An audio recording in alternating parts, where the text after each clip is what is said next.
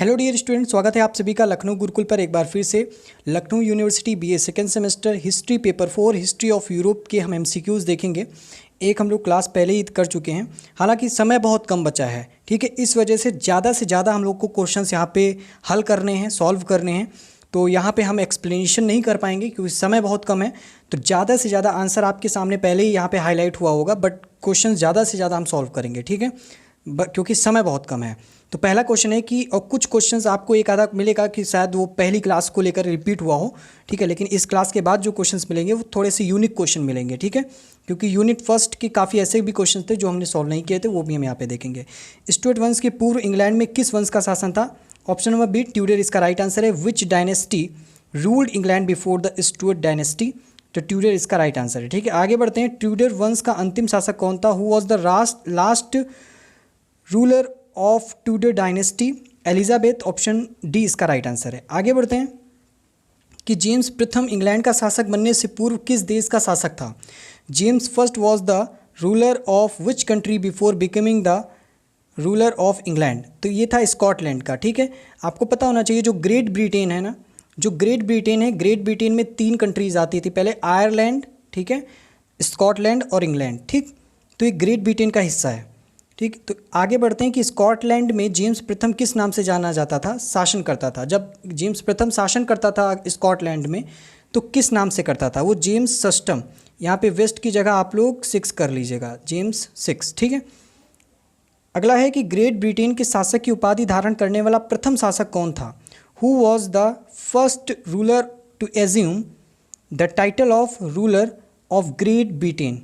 इसका right answer है option number C, James प्रथम, ठीक। आगे बढ़ते हैं कि ग्रेट ब्रिटेन के अंतर्गत कौन से राज्य थे? ये मैंने बोला ना, ग्रेट ब्रिटेन के अंदर कौन से राज्य थे? Which states were there under Great Britain? तो option number A, England, Ireland और स्कॉटलैंड, ये तीनों ग्रेट ब्रिटेन में आते हैं, ठीक। आगे है कि काउंटर ब्लास्ट टू टोबैको किसकी रचना है? Who was the author of a counterblast to tobacco?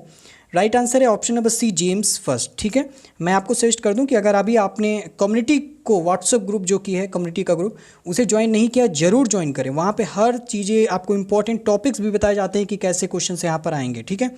बहुत ज़रूरी है, ज्वाइन जरूर कीजिए, लिंक डिस्क्रिप्शन बॉक्स में मिल जाएगा। बढ़ते हैं आगे। The wisest tool in Christendom किसे कहा गया है? Who is called the wisest tool in Christendom? तो जेम्स प्रथम को ये चीज़ कही गई है, ठीक है। आगे बढ़ते हैं। नेक्स्ट क्वेश्चन है कि जेम्स प्रथम के विरुद्ध बाइप्लॉट षड्यंत्र किसने किया था? हु कॉन्स्पायर्ड अगेंस्ट जेम्स प्रथम? यहाँ पे बाइप्लॉट नहीं लिखा है, ट्रांसलेशन में गलती हुई है, ठीक है। Who conspired bye plot against James first, ये होना चाहिए। तो कैथोलिक, ऑप्शन नंबर सी जो है वो राइट आंसर है। बढ़ते हैं आगे कि लॉर्ड कोबहम व वॉल्टर रैले किस षड्यंत्र के जनक थे? Lord Cobham and Walter Raleigh were the fathers of which conspiracy?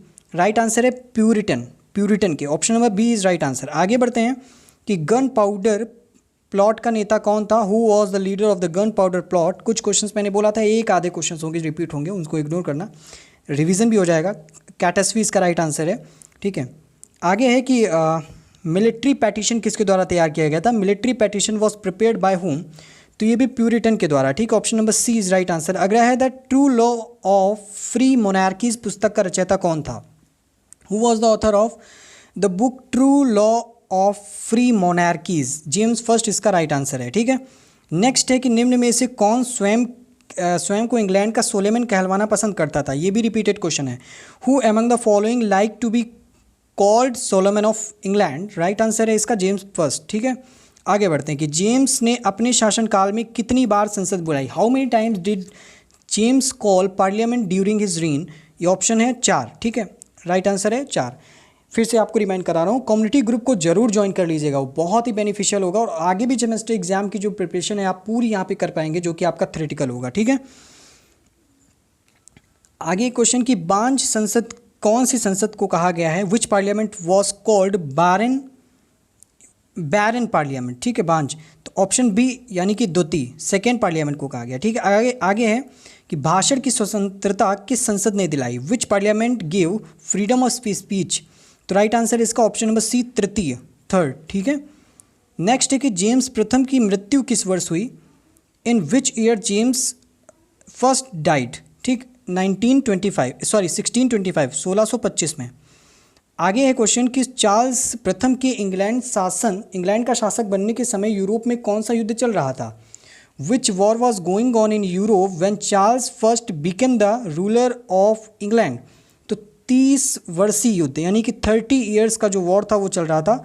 और आज का लास्ट क्वेश्चन है कि सिपमनी नामक कर इंग्लैंड में किस शासक ने लगाया था। Which ruler of England imposed a tax called symphony.